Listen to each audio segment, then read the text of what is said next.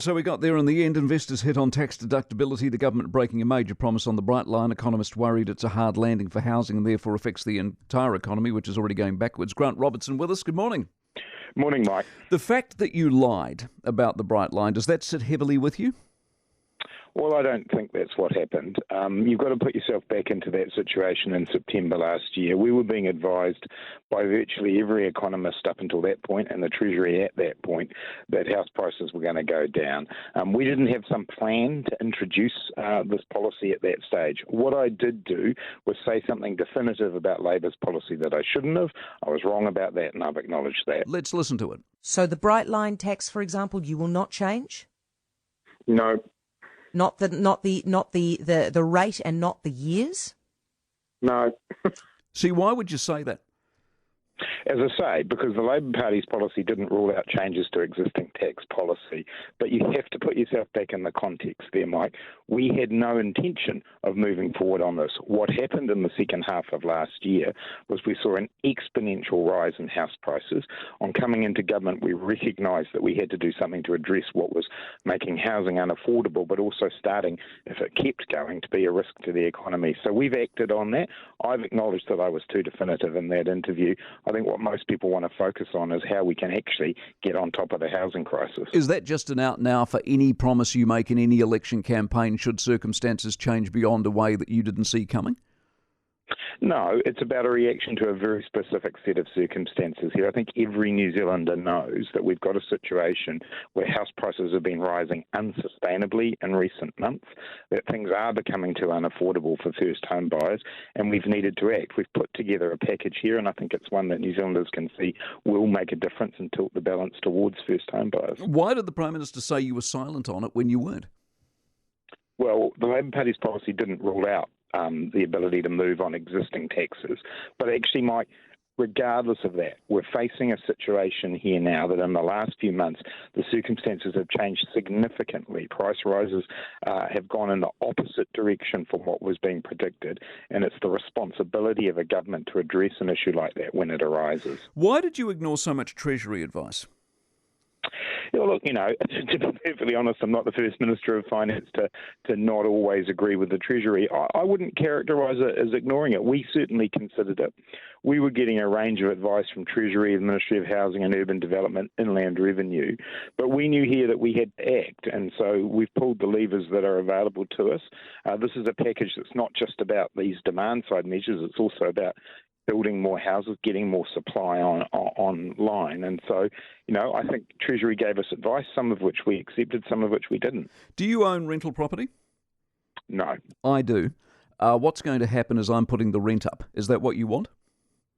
Well, that's a decision and a choice you make, Mike. We know that rents and what people will pay and what they won't pay tends to be a product of mostly supply and demand and people's ability to pay as well. What we want, and this whole package of measures is about saying if you want to hang on to your property. If you particularly want to invest in building new properties, we're keen on that. We want to make sure that if you do hold on to it, you hold on to it for a decent length of time, give some stability and security in that situation, but also a package that does tilt things a bit more towards first home buyers. People's behaviours will be different. They'll model themselves in different ways. It's one of the things that makes it quite hard when you're doing a package like this is to be able to say exactly how people will behave. But I think ultimately that rental market's the function of many factors. But the basic economic equation is simple. The harder you make it for somebody to be a landlord, and the more the cost is, the more the cost. They'll either do one of two things: sell and get out of the market, thus making it the market smaller, therefore supply and demand, or they will pass the cost on to the punter. Simple as that. Yeah, the really important thing here is that the package we've put together tries and I think will increase supply in the market, and it does that by not putting in place the extension to the Bright Line test or the removal of interest deductibility on new builds. We've had a really positive reaction from property developers over the last few 24 hours to say to us, actually, this is a great opportunity to actually get the investment going and to adding to the stock of houses rather than contributing further to speculation or further to increasing prices. So I think, ultimately this is a full package and one where there's an opportunity here now to see our housing stock rise and people still do property development that they'll be able to make good returns from. Do you worry about what Westpac thinks, that this might affect the wider economy and you can't afford it to affect the wider economy given the wider economy is already going backwards? Yeah, well, no, I mean, obviously we put in consideration the wider economy. It's one of the factors we're thinking about here. And one of the worst things for the wider economy would be a housing bubble that ultimately bursts in front of New Zealanders. We're not there, but we ran the risk with price increases of 20 and 25% over the last few months that we were heading in that direction. So financial stability and the stability of the economy is a factor.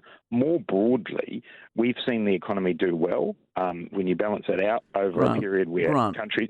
We're going backwards.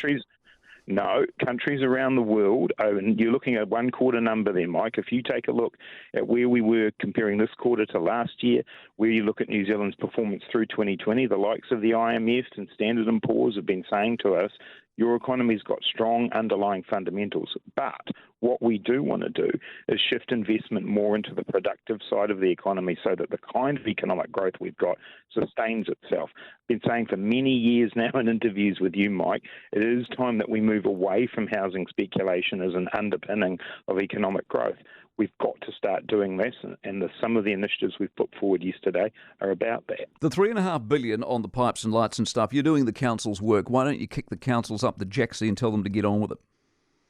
Yeah, well, many of the councils simply are at their debt limits, Mike. That's the easy answer on that. So when the National Party tried a version of this in 2016, it was only $1 billion, not the 3.8 we're putting up.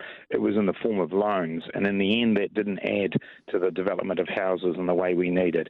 We have got to work with councils, and there will be conditions on their access to this funding. We've got to work with them on their investments and what they're doing. But ultimately, we could sit here and blame them, or we could get on with making sure that there is build-ready land available. Won't just be councils either. I want to add that. We're interested here in working with iwi, who have a lot of land that they're keen to develop, private sector developers who own tracts of land as well.